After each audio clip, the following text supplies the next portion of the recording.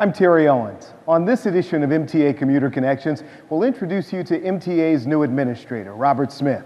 We've got a Red Line project update for you, some great news on a new transit grant, and we'll answer your questions in our Ask the MTA segment.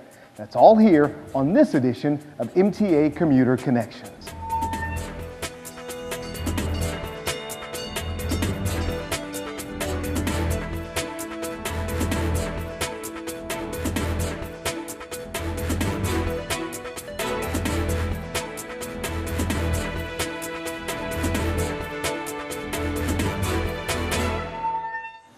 Welcome to MTA Commuter Connections. I'm Terry Owens. For this edition, we are on location at the Copper Mines du Burns Arena in Canton, which is one of the many communities the future Red Line will serve when it's completed. The Red Line and all of Maryland's transit services have a new man at the helm. Mr. Robert Smith recently became MTA's new transit chief. He's a highly regarded transit professional with more than 30 years experience, and we are delighted to have him join us on Commuter Connections. Mr. Smith, welcome. Thank you, Terry. Glad to be here. So, 30 years in the business, you transition to the private sector, and you get a call to come back to the public sector here in the state of Maryland. What possessed you to take that call? You know, the time was right. And here in Maryland, we've got a great vision. The governor's vision for transit is there. I think Governor O'Malley, Lieutenant Governor Brown, and the Secretary Smith, they actually have a great vision, and we also have a lot of projects on the table that would attract any professional to be a part of what's happening in Maryland. So what was your vision when you decided to take this job? What did you think you wanted to do to reshape, remake this agency? In part of being a part of the governor's vision, I think we've got to really focus on growing ridership. And growing ridership has a lot to do with customer focus, being partners with our riding public, being partners with our employees, and being partners with other local governments in the area to make the Baltimore region a great place to live, make it mobile. And also, the MTA, a lot of folks perhaps forget, is a statewide agency, but also to make Maryland be a much better state as it relates to transit. How do you think you're best equipped for this role, or how does your experience in both the public and the private sector prepare you to lead this agency? You know, I think I am the right person for the right time here in Maryland. I have, as you say, 30 years of experience. Much of it has been in large urban areas similar to Baltimore, but I also have a great deal of experience in smaller, more rural areas.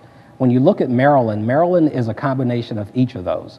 We are overseeing a locally operated transit systems throughout the state, and I think my experience in dealing with more rural and small urban areas give me a unique perspective that way. I also have the experience of having worked in Dallas, Texas. At that time, that city was in the early 90s, really growing and vibrant and expanding in their, not only the city, but and also their transit service. I worked in Chicago, where I ran the bus operations in that city, a much more established transit system, much more rudimental in terms of how it was growing and things that were happening there. And I think having worked here once before in Maryland gives me a unique view and being the leader of the agency again, coming back now. Well, the bus service, the local bus service here at the MTA is clearly the largest driver of our ridership. Talk about what you'd like to see happen there. There's a lot we need to do. I think we need to focus on our bus system, which is the core of our agency. It's the core of our agency in that it moves the vast majority of our customers. It's where we put most of our focus. However, as we go forward, we're looking to make it more of a network. How do we make the core of our service, this bus network, connect better with our light rail, connect better with our metro and all other services that we do? We want our riders in the Baltimore region to have the ability to have a network of services they could use as opposed to just having disjointed ones. So that's something we're going to focus on. And part of that network speaks to a project we're going to be talking about a little later. The Red Line in the not too distant future is going to be running along the street behind us. Talk about just the tremendous opportunity to having 3 New Starts projects, well, 2 in this pipeline and 1 on its way, there to be a part of the growth and the shaping that vision.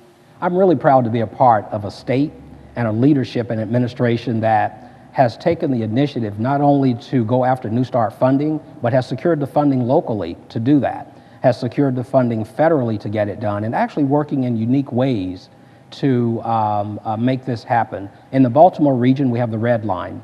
The Red Line is a part of a network that ultimately, when it's completed, puts us in a position that it's a more complete system. It makes our city and our region much more livable and more mobile, and I think that's it's a great vision for us to have, and I'm extremely proud to be a part of that. People out there saying, Robert Smith, this sounds like a guy I could get to know, I could go out and have a beer with. What do you want folks to know about you as a leader of an agency of more than 3,000 employees? You know, at the end of the day, we are very people-focused. We're very customer-focused, and I'm the type guy that understands what we need to do. I roll up my sleeves. I need to get out in the community. I need to get with my employees and be a part of making this happen. And being a part of that by partnering with them, getting input from them as well. My family and I live in the region. We live in the region. This is our home. We plan to make it our home, and I think that's what I would like to say about that. Well, folks who use the service know about both the tremendous challenge and opportunity that you have coming to the MTA, and I suspect many are going to be closely watching to see what you can do to move this agency forward.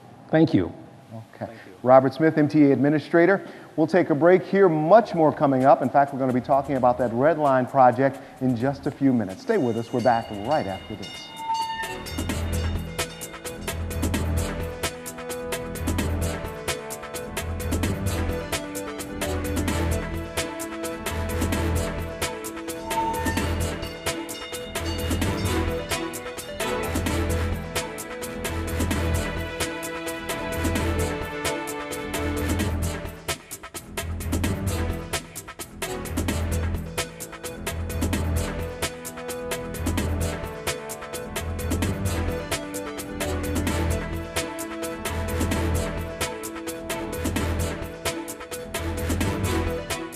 Lead paint poisoning affects 1 million children today. If your home was built before 1978, it could contain harmful lead paint. Learn the danger zones. Protect your kids. Visit leadfreekids.org.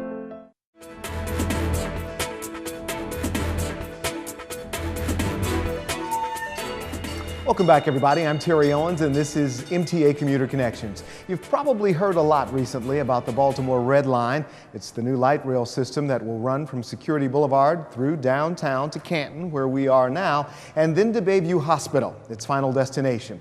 It's a project that has the potential of bridging communities and businesses throughout the region while creating lots of jobs. Deputy Director of Transit Development Jamie Kendrick joins us now with an update on the progress of the Baltimore Red Line. Jamie, thanks so much for joining us. Thank you. It's great to be here in Canton, where just a few years we'll be under construction on the Red Line. For people who've not heard a lot about this project, why is this such an exciting development for the region? Well, for so many years, we have wanted to have an east-west connection that was rapid and reliable, and now that is well within our sights.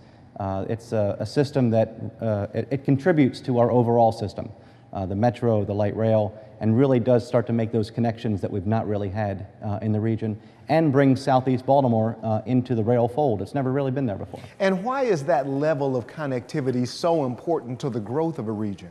Well, it's the growth of the region and the growth of our system. You know, we know that great regions, great cities have great transit that is reliable, that is rapid, and it's something that attracts people and businesses to live and grow in that region. We see this in Boston, we see this in Phoenix, we see it in Seattle, and we are going to be just like those cities with our transit system going forward. For years, these projects were in limbo due to a question around funding. Now we can almost see light at the end of the tunnel. We really can. I'm so excited. I've been working on this for 10 years, and this month, Governor O'Malley, Lieutenant Governor Brown are going to announce that the state is putting in its first big share of construction funding, almost $700 million that will get us out of the box and get us matching our federal dollars that we will win in a grant from the Federal Transit Administration. And not only is that important because of getting under construction and just getting that first shovel in the ground, but because that Transportation Investment Act that Governor O'Malley, the General Assembly, worked on is not just about transit. It's about improving our entire transportation system around the state and around the region. So there are highway improvements, there's port improvements. All of these improvements which create to better mobility and economic growth around the region, including the Red Line. This program is not without its challenges. We've heard all kinds of calls for everything from streetcars and other things to either complement or shorten the system. For people who hear that and say, well, why not consider that? Well, what do you say to those folks? You know, I say we've been in a process for 10 years now, and we've looked at a lot of those issues and ideas, and a lot of them have merit, but they also have their flaws. And we were trying to build a rail line that has compatibility in terms of its speed, its reliability, and its qualities that looks like the Metro, that looks like the current light rail, where it runs in its own guideway, where it has its own stations with their own identities. And so, you know, streetcars certainly have their place in a system. Buses obviously been the backbone of our system for years, but now it's time to take that next step and really build that rapid, reliable system that connects all throughout the region. And throughout this process, you've worked tirelessly to keep the community involved, to have that engagement. Why is that important?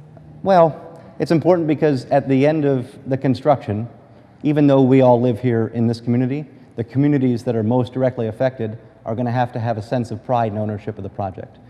They're going to have to embrace it within their community. And I know that a lot of people have concerns, and they're all very legitimate questions and concerns that we've been working to resolve. Some people don't like the answers, but we can honestly say that we have done our level best to try and engage constructively to address them as best we can. Look, any multi-billion-dollar infrastructure project breaks a few eggs, right? It's our job to make sure that the omelet comes out better on the back end. And what does it say about this project that the folks in Washington are redlighting the project and saying this is one that we would consider for new starts and go forward? Well, you know, it gives us a lot of confidence as the planning and engineering team. It gives a strong signal to the construction industry to get ready, to get themselves geared up. It obviously provides for the state, for state legislators and the governor, some level of certainty that when they're out there pushing for this Transportation Infrastructure Investment Act like they did in the spring, that there is something that's going to be on the ground. And our federal partners have been great. You may recall that President Obama actually highlighted this as one of his top 10 infrastructure projects in the country, which really sped up the environmental approval process and now has us with the green light to go into those very final stages before we put shovels in the ground. And for you guys that have been wed to this project for so many years, what does it mean to have the support of the governor, to have the support of the lieutenant governor, the General Assembly stepping up to say we're going to fund these projects? Well, obviously on a kind of a personal and professional level, it's very fulfilling and very validating. Again, I've been on this for 10 years. Folks like Henry Kay and some of our consultants been doing this for slightly more than that. And it's, you know, on a personal level, it's incredibly rewarding to see that we're going to have a shovel in the ground in the next 18 months or so. Most people don't really have an appreciation for what it takes to plan a project like this and then to see it through. These are long-range projects. They take years of labor, but it really is exciting to see that we're on the crest of something big, not only here in this region, but over in the Montgomery County area where we're looking at the Purple Line, the Corridor Cities Transitway projects. You guys are doing great work. The Purple Line is, you know, on the same track, if you will. That we're going to be ready to put a shovel in the ground in the next year or two, and we couldn't be more excited about it. All right, Jamie Kendrick, thanks so much for coming in. Thanks so much, Terry. I had a great time. All right, talking New Starts projects and the good news that is coming not only here to the Baltimore region, but also to Montgomery County. We'll take a quick break and be back in just a moment.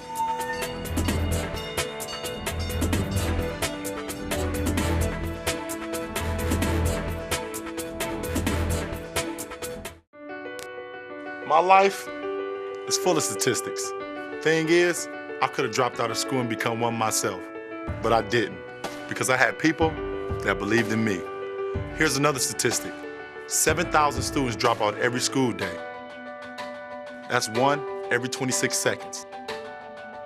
It's time that students know that we believe in them.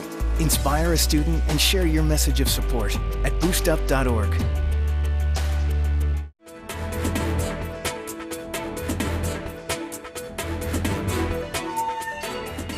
Welcome back, everybody. One of our many goals at the MTA is to try and provide customers with a pleasant experience when riding public transportation. The City of Baltimore is also interested in helping to make your experience a good one. The city was recently awarded a grant to help liven things up in some transit areas in the downtown area. And here to tell us what's going on is Randy Vega.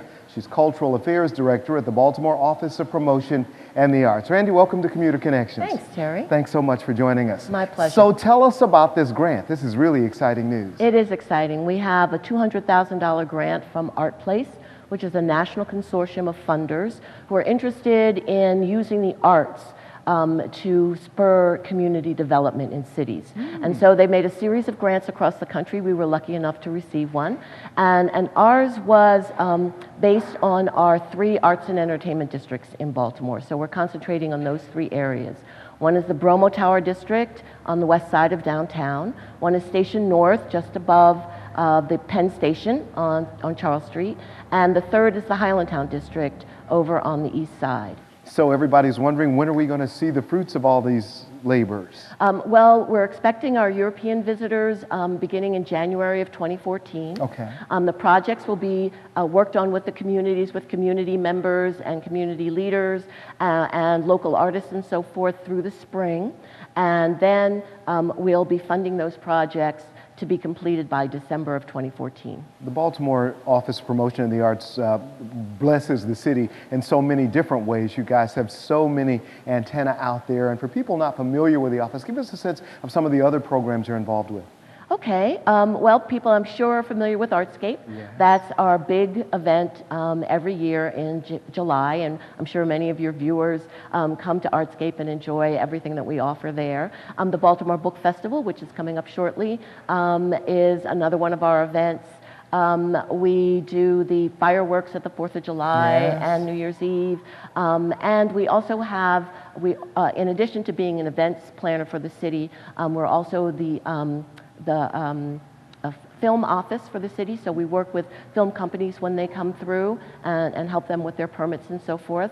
And we're also the Arts Council for Baltimore City. So we have a lot of arts programming, grants to artists and arts organizations, and programs like School 33, the Bromo Arts Tower, and so forth that we program throughout the year. Now, as it relates to the new grants that you've received, if there are local artists who want to be involved in this process, how might they go about it? They can just give us a call, let us know of their interest, the community that they're interested in, if they're residents in any of our arts and entertainment districts, or even outside of the district. We want to include as many people as possible. Well, we know we have some incredibly talented artists in and around the Baltimore area. Absolutely. And I know once the word gets out about this project that they're going to be lining up. Is there a number people can call? Sure, they can call our office. The number is 410-752-8632 and ask for me or any of our staff, and we'll be happy to chat with them. Well, Randy, congratulations on securing this grant. I know there's tremendous competition out there for these limited dollars, and the fact that your office was able to win this prize and bring this tremendous opportunity to the city, I know is great work. Well, thank you very much. We love what we do here in Baltimore, and it just makes Baltimore a better place to live. All right. Randy Vega from the Baltimore Office of Promotion and the Arts, thanks so much for joining us. Thank you. All right. We'll take a break here. Much more ahead on MTA Commuter Connections when we come back. Stay with us.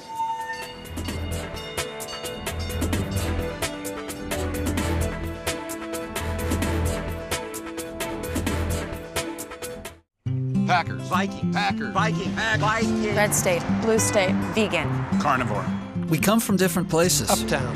Downtown. Optimist. We come to different conclusions. Half empty. Half full. But when we live united, we create real, lasting change in the building blocks of life. The education, income, and health of our communities, Live. our families, United. even the person next to us. Live united. Real change won't happen without you. So give, advocate, volunteer, live united. Sign up at liveunited.org.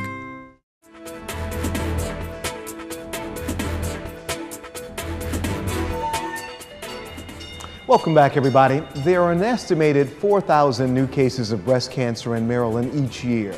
The good news, according to the American Cancer Society, is that today the majority of women diagnosed with breast cancer survive when diagnosed early.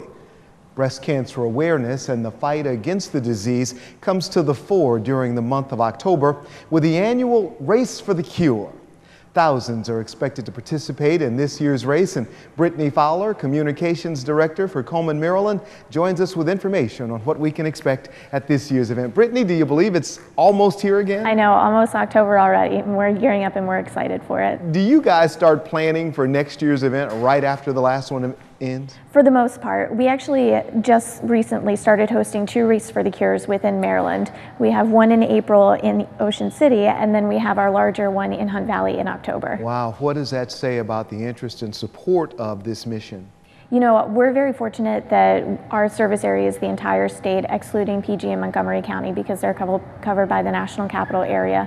We're just trying to get into as many communities as possible to raise awareness, and the race is one of our biggest vehicles to do so. When you hear that the work is paying off, that the dollars that you raise are leading to research that's helping to combat this disease, how does that help your team stay focused and for you to attract new people out to these events? It's wonderful when we get information on a research grant that may have found something new or a new type of technology that we can use.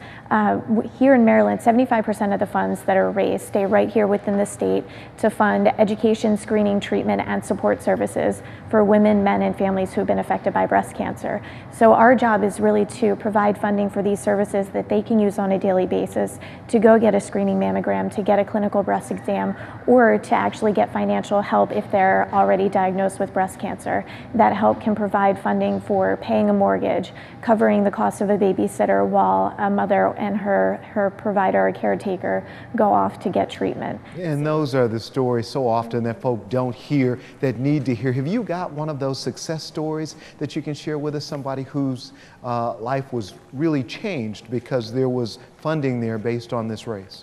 The wonderful part is that we have many of them. Our grant programs, some of the ones that provide funding and support services, are survivors offering support. And what they actually do is they will take women who are a survivor, who have been through breast cancer, been through the treatment, and have gotten back to normalcy, and they will match them up with a newly diagnosed woman who's roughly the same age, has the same family situation, and the general type of breast cancer, and they really become kind of a support group for one another. You know, letting each other know what the right kind of questions are to ask your doctor. And then we also have Red Devils who touch so many women and provide the financial support, help with cleaning, help with groceries, all of the things that you don't really associate with breast cancer until you're in the midst of treatment and really kind of trying to figure out your day-to-day schedule in life. So for people who've never participated in one of your events, give us a sense of what we can expect coming up in October. It's a wonderful day. Our race village opens at 6 a.m. We have sponsors there, we have bands. It's more of a festival type atmosphere. And then we have a parade of pink starting at 6:40, and that's all of the participating survivors. And they walk through the race village. They each wear a different hat and a different ribbon signifying the number of years that they've been a survivor. So we have people who have 1 ribbon, and then we have people who have 20 to 30 ribbons, and they all gather together. It's just a really fun event, and it's a great way to honor and memorialize people who have been touched by the disease. Okay, and people who participate in this don't necessarily have to have been a survivor. This is for anybody who wants to come out and support the cause. This is for everyone. We have a Kids for the Cure fun run. We have a 1-mile family fun walk. We have a 5K run, timed, untimed, and then also people can walk the 5K. So it's for all running levels, all fitness levels, and all ages. Okay, so I'm sold. How do I sign up? On our website, www.colemanmd.org/2013. We have all of the registration information. We have frequently asked questions and ton of other just fun fundraising tips and exciting opportunities are on the site. I'm sure someone missed that information. Give that address one more time. www.colemanmd.org/2013. All right, Brittany, keep up the tremendous work you guys are doing. Thanks so much for coming out and sharing with us. Thank you. Wait a minute. Can we get there on public transit? Yes, you can. Tell me about it. You can actually take the MTA northbound starting at the Cromwell station at 5 a.m. and it runs every half an hour until 6:30 up to the McCormick station. And we actually give away free day passes for people who want to ride, and those are available on our website as well. I knew there was a transit connection. Always is here on Commuter Connections. Thanks so much, Brittany. Thank you. All right, we'll take a quick break, come back and answer some of your questions when we return. Stay with us. You're watching Commuter Connections.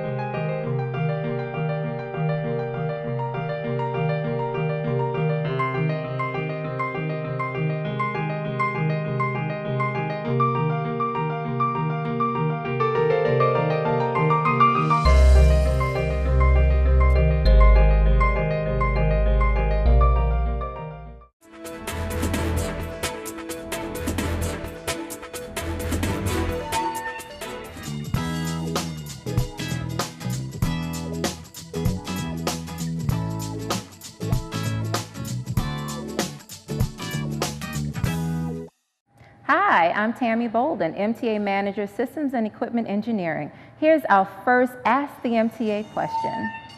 My name is Ianta Washington Alate. I'm from New York, but I live in Baltimore now 29 years in the Reservoir Hill community. And I have a concern about during rush hour, people sitting in the stairwell on the light rail train. That's a great question. Actually, mechanically, there's not much we can incorporate inside of the light rail vehicle to prevent this from happening. However, what we can do is implement an awareness campaign by posting visible signage along with our fare inspectors to help promote not using the stairwells as additional seating. Next question, please. Hi, my name is Tiara Battle. I'm from West Baltimore. Can the fare inspectors be more friendly when asking for the fares? That's a great question. The job of the fare inspector is to perform their duties in an expedient and professional manner. They are trained that their duties are a function of the MTA police force as well as a function of service and assistance to our customers. Now, on a daily basis, I must say that our fare inspectors do a very good job in performing their duties in a professional manner while still interacting with the public. Next question. My name is Tiffany, and I'm from Baltimore, Maryland. I live in Randallstown, and I would like to know why they do not have a shuttle for Randallstown to Milford like they do the Milford to North Avenue or Milford to Fulton Avenue. Well, actually, there is the bus Route 54. So I would encourage you to go onto MTA's website at mta.maryland.gov because the Route 54 actually services the Randallstown area all the way down to North and Pennsylvania Avenue. And they also access the Metro at Milford Mill and Penn North. We appreciate your questions. If you have a question you'd like to ask the MTA, visit the MTA website at mta.maryland.gov for a convenient TV show link or connect with us on Facebook or Twitter.